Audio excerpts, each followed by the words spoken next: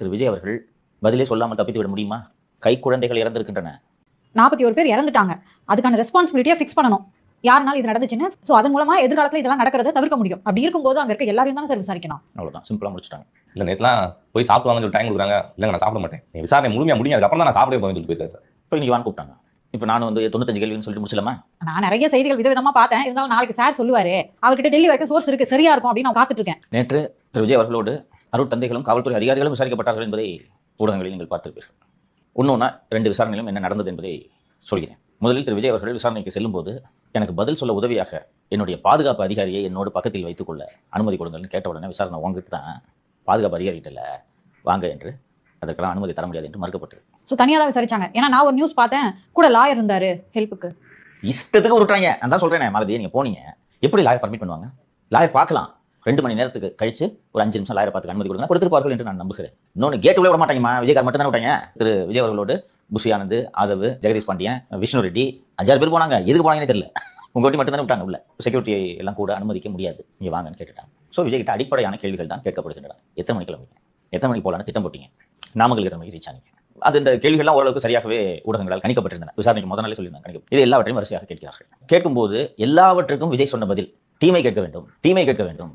எப்படி ஆட்சி பண்ணுவீங்க? டீமை கேட்க வேண்டும். இல்லை என்ன யாரு அந்த டீம் சார்? ஒரே டீம், அண்ணன் John, health card. Health card.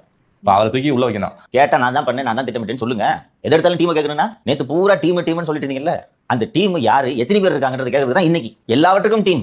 So இந்த பெரிய ஸ்டார்ஸுக்கெல்லாம் என்ன இருக்கக்கூடிய சிக்கல் அல்லது கன்வீனியன்ஸ் என்னன்னா, யோசிக்க கூட வேண்டியதில்லை. உங்களுக்காக யோசித்து ஒருவர் சொல்லுவார், சார் இன்னைக்கு இந்த சீன் சொல்லுவாங்களா, மூளை அப்படியே பழகிடாதா?